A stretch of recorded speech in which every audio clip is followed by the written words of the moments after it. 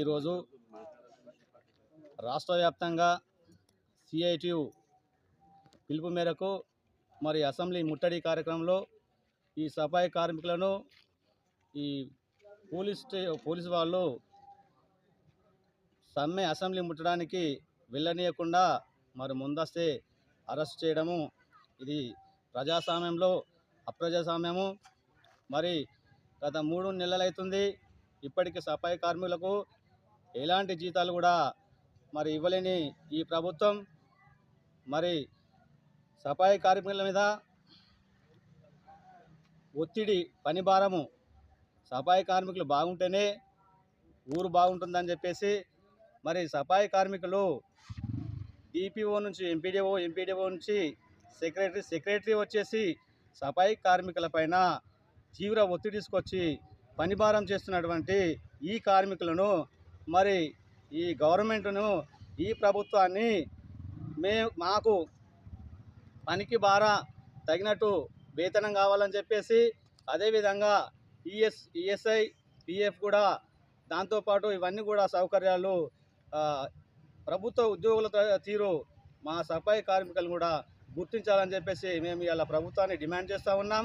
మరి అంతేకాకుండా మా పనికి ఇప్పుడు రికార్డు కానీ డొక్కాడని మా సఫాయి కార్మికుల బతుకులు మరి నెలకు 9,500 అంటే గత ప్రభుత్వం సీఎం కేసీఆర్ ఉన్నప్పుడు సఫాయన్న నీకు సలాం అని ఆ ప్రభుత్వం గుర్తు చేసింది. మరి ఈ ప్రభుత్వము అయ్యా మా గొంతెమ్మ కోరికలు మేమేమంటున్నామంటే మాకు పని భారం ఎక్కువైతుంది, మాకు పనికి తగ్గ పారితోషికం, జీతం, వేతనము పెంచాలని చెప్పేసి మేము డిమాండ్ చేస్తే మమ్మల్ని ఈ పోలీస్ స్టేషన్లో అరెస్ట్ చేసి జైల్లో పాలు చేయడం అనేది ఇదేనా ఇందిరమ్మ రాజ్యం అని చెప్పేసి మేము హెచ్చరిస్తున్నాం. మాదేమనంటే మాకు మరి గుర్తించేటట్టు మరి ఈ ప్రభుత్వం కూడా మమ్మల్ని సఫాయి కార్మికులుగా మరి తగినంతటువంటి వేతనము ఇవ్వాలి.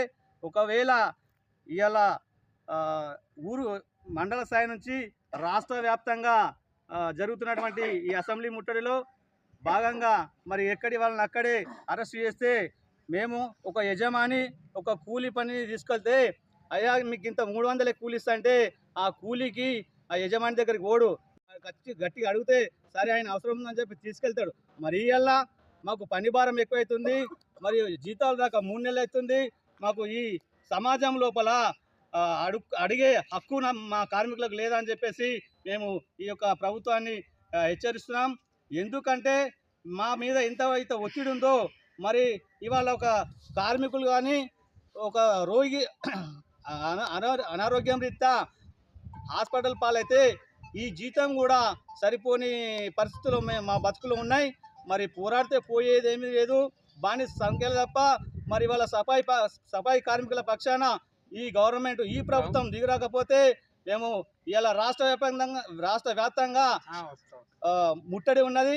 ఒకవేళ ప్రభుత్వము మా డిమాండ్లను నెరవేర్చకపోతే మరి మండల స్థాయి కాకుండా జిల్లా వ్యాప్తంగా, రాష్ట్ర వ్యాప్తంగా కూడా పెద్ద ఎత్తున ఆందోళన కార్యక్రమాలు చేపడతామని హెచ్చరిస్తూ మేము డిమాండ్ చేస్తున్నాం.